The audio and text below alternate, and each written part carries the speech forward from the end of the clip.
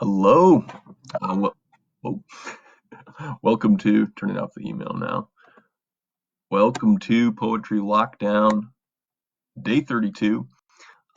Really excited about today's poet, Robert Hayden, and as well the historical person that Hayden is representing, Frederick Douglass. And I'll just say, just to lay my cards on the table, this is definitely an example of a poem that intersects with politics in a really powerful way. So if you know my politics and you're like, no, thank you, I understand. You can stop listening right now. But as I've said before, I feel like poetry and politics, in some sense, it's natural that they would go together because poetry offers some of the most compressed and powerful language that we're capable as human beings. So it makes sense, right? That poetry does touch on the political. And I definitely want to do that with today's poem. And just to kind of give you a little example of where my head was at and why this poem came to my mind, if you've been following the news lately, you've been seeing obviously with the coronavirus having us on quarantine or lockdown in many states across the union. People are understandably itching to want to get back to work, to provide for their families, and so there have been, a number of these protests, including one in Michigan. There's been some in my home state, in Minnesota, and Michigan. I was disappointed, to say the least, horrified really to see people waving the Confederate flag. Although I'm not to say that I was surprised by that, but definitely horrified to see the Confederate flag making an appearance at some of these protests. And to me, it just made me ashamed because I do believe that we as a country are better than that. And so it made me think of this poem, which some of my students have read and definitely have loved. So I definitely want to dedicate this poem to them today. So Frederick Douglass, I think many of us know, a slave who won his freedom in large part, he says, because of his learning to read and write, right? That was a liberating act for him, growing as a reader and writer. And before sharing with you Robert Hayden's poem about Douglass, I wanted to share this quote from Douglass that I think is really powerful and apt for this moment we're in right now. Douglass said, "Power concedes nothing without a demand. It never did and it never will. Find out just what any people will quietly submit to, and you have found out the exact measure of injustice and wrong which will be imposed upon them. And these will continue till they are resisted with either words or blows or with both. The limits of tyrants are prescribed by the endurance of those whom they oppress." I'll say that last line again. The limits of tyrants are prescribed by the endurance of those whom they oppress. And Douglass definitely was also a Christian, right? A faith, that tradition that I share with him.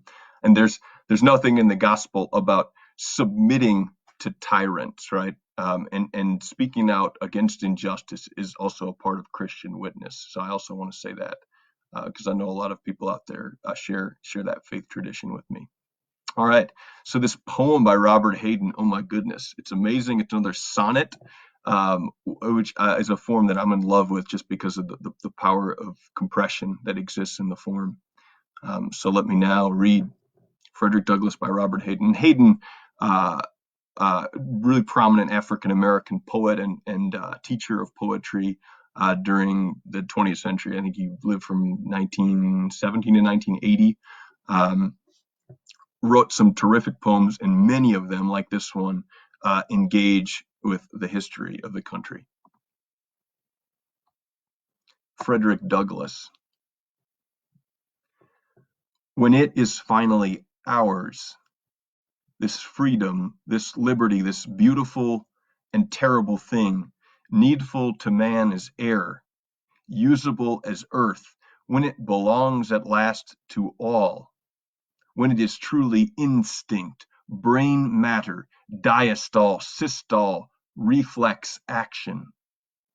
When it is finally one, when it is more than the gaudy mumbo jumbo of politicians, this man, this Douglass, this former slave, this Negro beaten to his knees, exiled, visioning a world where none is lonely, none hunted, alien. This man, superb in love and logic, this man shall be remembered. Oh, not with statues rhetoric, not with legends and poems and wreaths of bronze alone, but with the lives grown out of his life, the lives fleshing his dream of the beautiful, needful thing. My goodness, this poem, I love it even more every time I look at it and read it. One of the things that I love so much about it is its desire to represent and really represent in the poem the integrity of this man, Frederick Douglass, a man whose words and actions matched up and were in alignment, which is what we think of when we think of integrity, and something definitely sorely lacking for many leaders today. But he had that. And the poem embodies it, right? I love that freedom is not just an abstraction, it's actually written into the body, right? I had to look up some of those words, right?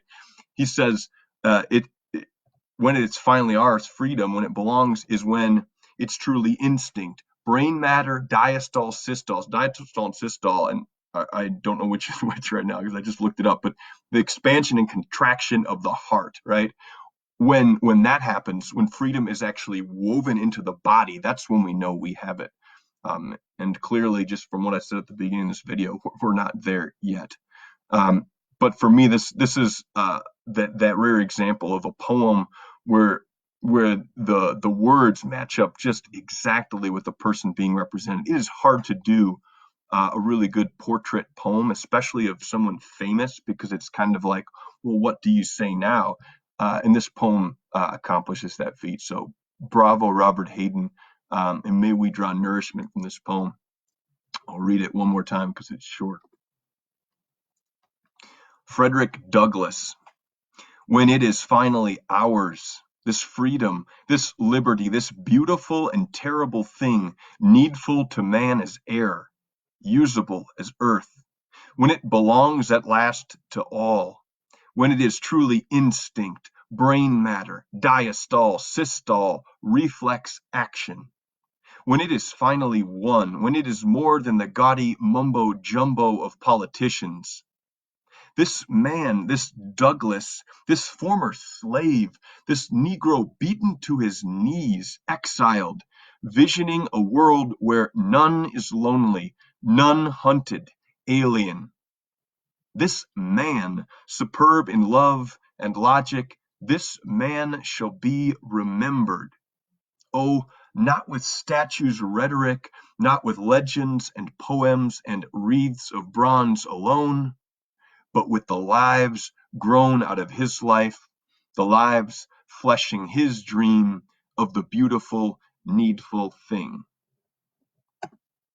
Thank you, Robert Hayden. Thank you, Frederick Douglass, and thanks for listening, y'all. Have a good rest of your day.